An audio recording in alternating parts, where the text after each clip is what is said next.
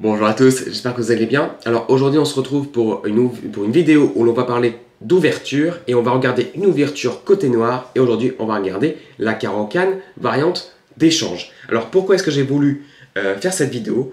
Tout simplement parce que la Caro-Kann est comme une ouverture très populaire au niveau amateur et j'ai vu beaucoup de gens côté noir avoir des problèmes de développement avec leur fou en C8. Donc avant de commencer la vidéo, je vous présente juste le plan. On va en fait voir 3 idées côté noir pour développer ce fou en C8. Et ensuite, on va voir une toute petite ligne pour jouer contre la variante Rubinstein et une toute petite ligne pour jouer contre l'attaque Panov. Comme ça, vous avez un mini répertoire que vous devriez sûrement un petit peu approfondir après cette vidéo. Mais de toute façon, l'idée de cette vidéo, ce n'est pas de vous offrir un répertoire d'ouverture, qu'on soit bien clair. C'est de vous montrer des idées d'ouverture mi-stratégique pour sortir ce fou en C8. Et parmi les 3 idées, vous choisirez donc celle qui vous plaît le plus parce que dans chaque idée, il y a des avantages et des inconvénients. Alors, pour ceux qui ne connaissent pas déjà la Caro-Kann, alors c'est E4, C6. Les noirs veulent appuyer la poussée en D5 et après D4, D5. Les blancs ont plusieurs options et aujourd'hui, on va s'intéresser à E prend D5, la variante d'échange. Alors, ça crée déjà un déséquilibre structurel. C'est-à-dire que les blancs ont la colonne E semi-ouverte et les noirs ont la colonne C semi-ouverte. Donc en fait, on est dans une structure Carlsbad. Mais on est dans une structure Carlsbad inversée. Pourquoi? Parce que la Carlsbad originelle, c'est sur un gambit-dame refusé. C'est comme ça. C'est quand ce sont les blancs qui ont la colonne C ouverte et c'est quand ce sont les noirs qui ont la colonne E semi-ouverte. Bon, du coup, là, on est dans une Caro-Kann Carlsbad inversé et donc les plans changent du coup de couleur, de côté. Donc fou D3, cavalier C6, un coup logique, C3 défend le pion en D4, cavalier F6 et ici les blancs ont beaucoup d'options mais déjà on va regarder le moins précis. En fait, les blancs ont 3 options, mais on va regarder le moins précis qui est cavalier F3. Et j'ai bien envie que vous compreniez pourquoi ce cavalier F3 n'est pas le plus précis, parce qu'en fait, ça permet le développement du fou en G4, tout simplement. Et le clouage n'est pas gênant plus que ça, parce qu'en fait, ils vont juste jouer quelque chose comme fou F4, cavalier BD2 et dame C2, et c'est pas très gênant. Mais c'est juste qu'en fait, les blancs pourraient mieux profiter du manque de cases du fou, de cases blanches des noirs. En fait, ici, il y a un coup qui est souvent très gênant pour les joueurs amateurs, c'est le coup H3. Déjà, ça empêche fou G4, et vous voyez que le fou en D3 contrôle aussi la case F5. Donc en fait, le fou a très peu de cases de développement, il ne va pas se mettre en E6 ni en D7 parce que c'est très moche. Il y en a un, ça bloque l'avancée du pion E, l'autre, bon, ça bouche la dame. Et c'est vrai que quand on a ce genre de position, en fait, on est vite tenté de jouer E6 et d'enfermer ses pièces, et c'est pas bon. Donc moi, je vais vous montrer 3 idées pour développer ce fou en C8. Alors la première, je ne vais pas inventer l'eau chaude, je vais sûrement faire des déçus, mais la première, c'est la variante principale, c'est avec G6. Alors l'idée de G6, c'est de faire un fianchetto, certes, mais c'est surtout de développer notre fou en F5, et on n'aura pas peur de se faire des pions doublés parce qu'on aura des compensations. Par exemple, cavalier F3, fou F5, donc notre idée c'est d'échanger en D3. Par exemple, si les blancs font petit roc, on joue fou prend D3, dame prend D3, on complète le développement avec fou G7, fou F4, petit roc par exemple, cavalier BD2, E6, on a une position tout à fait correcte. Donc si les blancs veulent essayer de profiter de notre coup un peu bizarre fou F5, ils doivent essayer de jouer fou prend F5. Donc nous évidemment on reprend du pion G, et ici on a la colonne G qui s'est ouverte pour notre tour, pour qu'on puisse attaquer le roc blanc, et c'est toute l'idée de notre compensation. Vous remarquez aussi que le pion en F5 contrôle très bien la case E4 comme le pion en D5, le cavalier aussi, donc on a aussi une case E4 qui est très très forte. Par exemple, moi je vous ai mis une partie en exemple, donc on va la regarder vite fait, c'est une miniature, c'est pour ça que je vous l'ai mis. Donc petit roc, E6, tour E1. Alors l'idée c'est pas de jouer comme les joueurs titrés qui ont joué dans cette partie. D'ailleurs je me souviens plus de leur nom, je le mettrai, alors si j'ai bien compris, sûrement en dessous du coup, la partie des joueurs titrés, mais c'est de bien retenir les idées. Là, le joueur avec les noirs qui joue cavalier E4, donc je vous parlais de cette case E4 qui était très très forte, donc là il a la cavalier, Et aussi, chose intéressante, on n'a pas peur de cavalier BD2 pour chasser le cavalier, parce qu'en fait on a deux défenseurs, et donc si, je sais pas, on joue un coup, par exemple fou D6 ou tour G8, tiens, qui a l'air un petit peu mieux, mais en fait on n'a pas peur de cavalier prend, parce qu'il y a tout simplement pion prend, et en fait bah, on voit que les blancs sont encore très gênés, et on voit donc toute l'utilité du chemin du pion qui s'est ramené au centre, et donc là en fait les noirs ont un très gros avantage. Donc c'est pour ça qu'on n'a pas peur de cavalier BD2. Donc les blancs jouaient fou F4, tour G8, cavalier E5, fou D6, les blancs essaient d'avoir un peu de contre-jeu avec dame H5, ils attaquent F7, ils attaquent H7, mais c'est pas un problème, puisqu'on peut tout simplement prendre, fou prend, pion prend, et ici, il fallait voir le petit dame B6, évidemment le joueur titré avec les noirs l'a vu, qui attaque le pion F2, qui attaque le pion en B2, et là, je vous laisse faire pause si vous voulez chercher pourquoi est-ce que tour E2 est mauvais. Et donc j'ai donné la solution, et en fait tour E2 est mauvais, et il fallait voir le coup artistique cavalier G3, qui fait une petite fourchette, et qui joue sur le clouage, là, je vais essayer de faire des bonnes flèches, qui joue sur le clouage du pion en F2. Et on n'a pas le temps de jouer dame prend H7, parce qu'on peut jouer cavalier prend E2 sur échec, et sauver la tour au prochain coup.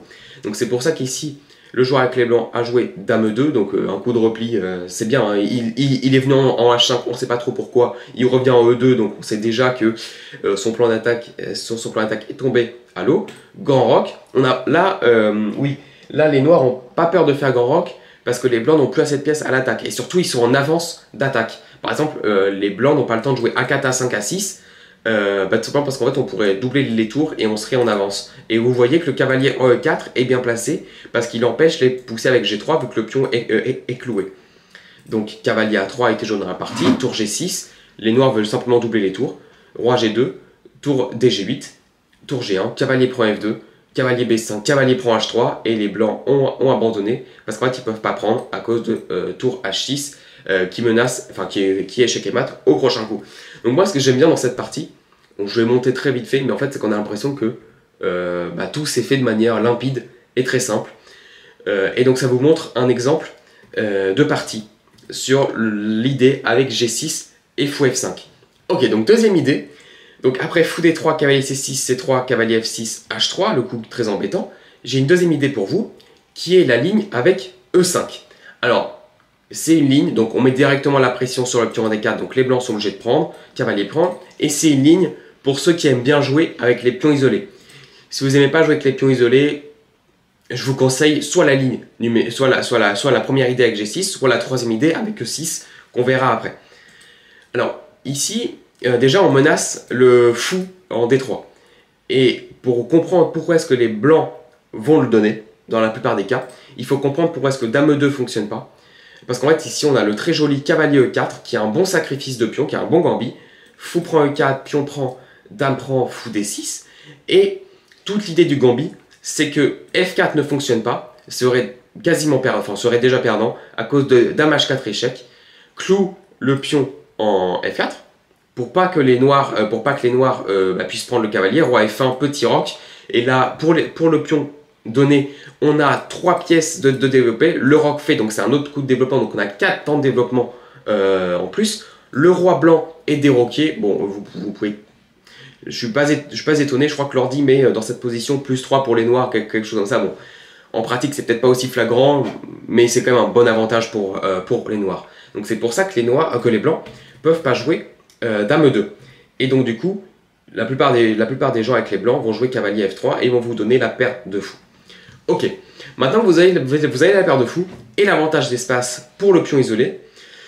Je vais vous montrer une idée possible. Quand vous avez le pion isolé, c'est tout simplement de vous en débarrasser.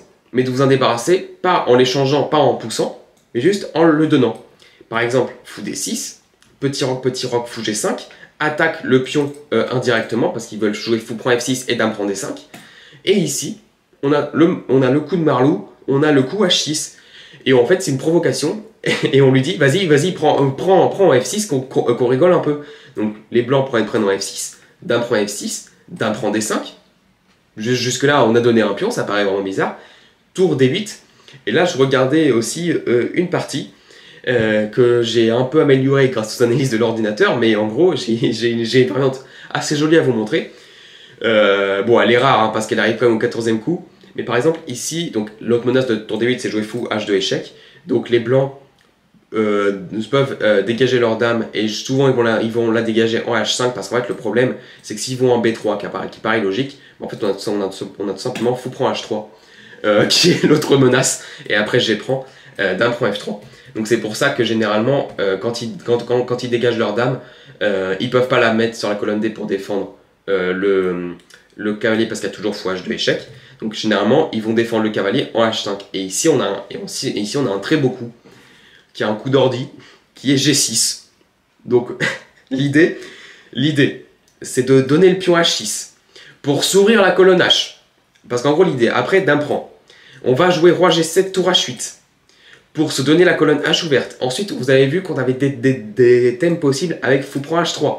Et vous allez voir comment est-ce que l'ordi arrive à faire marcher cette idée. Déjà, il commence par fou F4. Il enferme la dame blanche. Parce que vous voyez que la dame blanche a très peu de repli. Dame H4 propose d'échanger dame. Donc évidemment, comme on est en retard de matériel et qu'on a envie d'attaquer, évidemment, on refuse l'échange.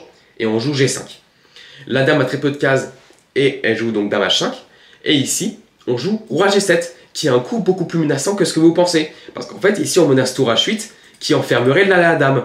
Donc ici, le seul coup, il me semble que c'est cavalier D4 pour s'enlever, pour donner les cases de repli E2 et D1 pour la dame, tour H8. Donc là, le seul coup, c'est dame E2. Alors ne me demandez pas pourquoi dame D1 ne fonctionne pas, c'est dame E2 le seul coup. Probablement parce qu'on peut revenir 4, je pense, après, je crois que c'est un truc comme ça.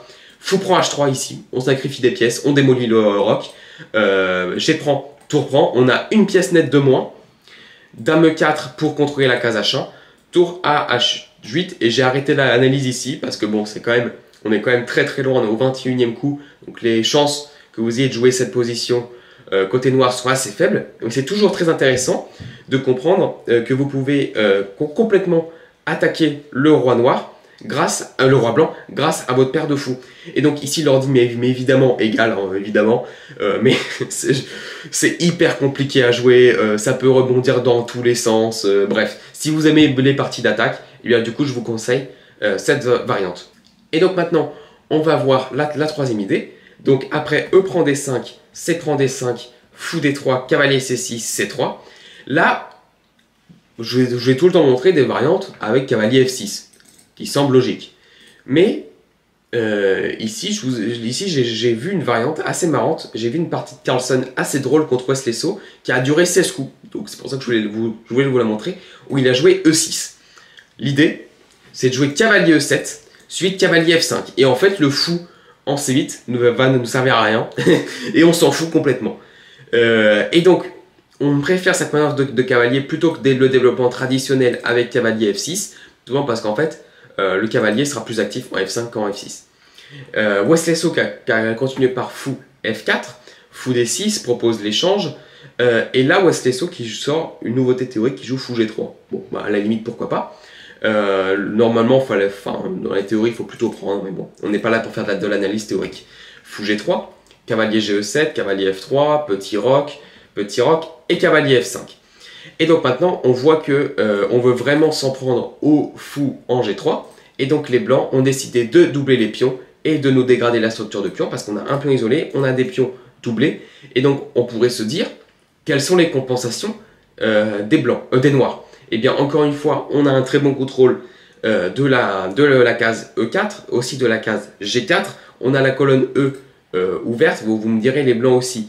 Mais oui, certes, mais sauf que nous on est quand même un peu mieux développé parce qu'en fait ici après fou prend D6, dame prend D6, fou prend D6 est presque obligatoire pour éviter de se faire doubler les pions. Tour E1. Mais en fait ici on peut jouer F4 pour libérer le fou. Et dans les positions semi-ouvertes, un fou est légèrement meilleur qu'un cavalier. Et donc, c'est les compensations qu'on a pour l'autre structure de pion dégradée. Cavalier BD2, fou F5. Carlsen qui a préféré développer le fou F5, pourquoi pas. Cavalier E5, tour A E8. Dame F3, cavalier prend E5. Et en fait, Wesley So là, qui a dû faire une grosse erreur de calcul. En gros, il ne voulait pas jouer tour prend E5, tour prend E5, pion prend. Dame prend C4, il n'est pas joué cette position avec un pion de moins, ce qu'on comprend, mais du coup il a joué le terrible Dame prend F4 et il s'est pris cavalier C4 et il a juste perdu une pièce. Parce qu'en fait, il a juste oublié que ça défendait la dame, je pense. Et après, dame prend F5, mais juste qu'elle les prend D2. Donc voilà pour la troisième idée. Donc la troisième idée, c'est avec E6. Et donc l'idée, c'est de développer le fou d'abord, et ensuite de jouer cavalier E7, cavalier F5. Alors maintenant, pour conclure la vidéo, pour pas que vous soyez démunis si votre adversaire joue autre chose que la ligne avec H3 qu'on a vu, j'ai envie de vous présenter une petite idée sur la variante principale de la variante d'échange. Donc E prend D5, C prend D5, fou D3, K, C6. On développe toujours le cavalier avant parce qu'on est sûr que le cavalier va aller en C6. C3, cavalier F6. Et ici, il y a des joueurs qui ne jouent pas H3. Ils jouent fou F4. Donc là, si vous avez bien retenu le problème, si vous avez bien suivi la vidéo, le problème de la carocane d'échange était le développement du fou en C8. Donc ici, on joue évidemment fou G4. On s'empresse de développer ce fou qui nous gêne tant de problèmes. Cependant, il y a quand même un défaut. Quand on développe, de manière générale, quand on développe le fou C8 et que les blancs ont avancé le pion C, ils ont souvent des coups de marlou comme dame B3 pour attaquer D5, pour attaquer B7. On voit surtout ces idées dans des gambits dames. Mais ici, c'est particulièrement embêtant. Et donc, je vous ai préparé une petite ligne maison, qui est la ligne E5. Voilà. Donc, c'est un coup d'ordi encore une fois. Non, pas vraiment un coup d'ordi, parce qu'il y a beaucoup de gens qui l'ont joué avant les ordinateurs. Mais en gros, l'idée, c'est une variante très active, encore une fois. Donc, si vous voulez une variante un peu pépère, ne jouez pas cette variante. Mais en gros, c'est une variante très active, qui est très peu connue. Donc, l'avantage, c'est qu'elle est peu connue. Donc, il y a beaucoup... les blancs font beaucoup d'erreurs au niveau amateur. Donc, si vous voulez prendre l'avantage de l'ouverture, c'est peut-être une bonne idée. Et donc, pour comprendre le 5, faut comprendre pourquoi est-ce que dame prend B7 n'est pas un bon coup, déjà. Dans cette variante, ça serait jouable.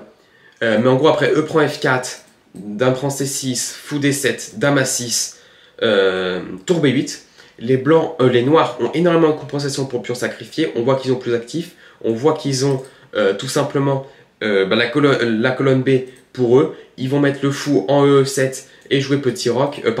Ils vont d'abord jouer tour B6 pour mettre le fou en D6 et jouer petit roc. Et par exemple, ici, le coup le plus joué dans la position côté blanc, c'est B4. Donc c'est très moche stratégiquement parce que ça affaiblit la case C4, ça affaiblit le pion C3. Et ici, par exemple, après dame C7, attaque le pion C3, protège A7, on prépare fou D6, on va jouer petit roc, on a un développement beaucoup plus sain. Et ici, la position, on peut déjà dire qu'elle est déjà avantage noir. Donc c'est pour ça que les blancs ne peuvent pas prendre en B7. Ils vont donc essayer de prendre en E5 du coup. Et là, vous me dites, ouais mais Antoine, on a sacrifié un pion, on ne peut pas prendre en E5 parce que c'est protégé. Oui. Et donc l'idée, c'est de jouer cavalier H5. L'idée, donc après fou G3, on échangerait tout simplement et on reprendrait. Et donc ça, c'est pas bon pour les blancs. Et donc c'est pour ça, en fait, on va éliminer le défenseur. Par exemple, fou E3. Alors, il faut encore vérifier pourquoi est-ce qu'on ne peut pas jouer dame prend B7 avec les blancs. Parce qu'en fait, ici, ça perdrait. Tout simplement, après, cavalier prend F4, dame prend C6 échec, fou D7, on revient. On perd pas de temps, on contre-attaque. Le fou est attaqué, il joue donc dame A6. Tour B8, menace tour B6. Et par exemple, après, et là, en fait, la position est déjà perdante parce que les blancs n'ont pas le temps de jouer G3. Parce qu'en fait, il y a la tour B6.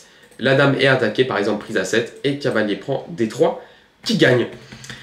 Donc c'est pour ça qu'ils ne peuvent pas jouer dame prend B7. Donc ils vont donc jouer quelque chose comme fou E3 par exemple. Et ici, on peut récupérer le pion en E5. Là encore une fois, ils ne peuvent pas jouer dame prend B7, tout simplement parce que c'est en prise.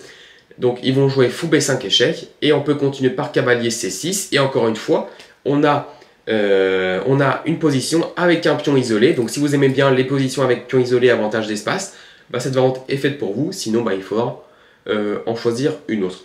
Maintenant, dernière variante pour la carocane d'échange, qui est la redoutée attaque Panov avec C4. Cette fois-ci, ce sont les blancs qui vont jouer pour un pion isolé.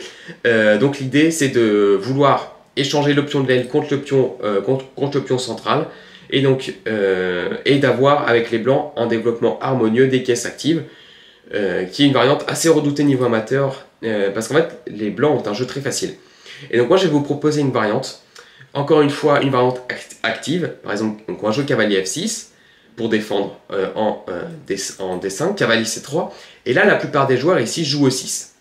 Mais E6 j'aime pas, Parce qu'en fait, ça enferme le fou en C8. Et vous savez, si vous avez regardé cette vidéo attentivement, que généralement, on essaye de ne pas enfermer son fou C8. C'est pour ça qu'ici, je vous propose le coup G6. L'idée, c'est que maintenant que le pion est en C4, il ne pourra plus être en C3. Et donc, votre fou en G7, votre fou en fianchetto, vivra, attaquera le pion isolé aussi. Enfin, de toute façon, vous allez voir. Mais le défaut de G6, c'est que ça donne le pion en D5. En fait, les blancs, là, ici, vont jouer dame B3. Fou G7, vous donnez le pion, c'est prend. Vous avez un pion de moins, mais vous allez le récupérer plus tard avec cavalier BD7, cavalier B6. Petit roc, du coup, on développe d'abord. Et en gros, en fait, si les blancs veulent conserver le pion, ils doivent jouer fou E2 pour jouer fou F3. Ici, vous pouvez jouer cavalier BD7, fou F3, cavalier B6. Vous voyez que les blancs défendent juste à temps le pion. Ils continuent par cavalier GE2. Et là, vous avez deux choix. Soit vous jouez fou G4, soit vous jouez pour éliminer un défenseur, soit vous jouez fou F5. À titre personnel, quand je la joue côté noir, je préfère fou G4. Parce qu'en gros, après pion prend, vous allez éliminer le défenseur. Et vous allez pouvoir revenir en F6, réattaquer le pion. Vous allez pouvoir jouer dame D7, tour D8. Et en fait, le pion de plus, vous allez le récupérer dans les prochains coups. J'espère que la vidéo vous a plu. N'hésitez pas à dire ce que vous avez pensé dans les commentaires, à vous abonner, à liker, à partager la vidéo. Et moi, je vous dis à jeudi prochain pour une nouvelle vidéo.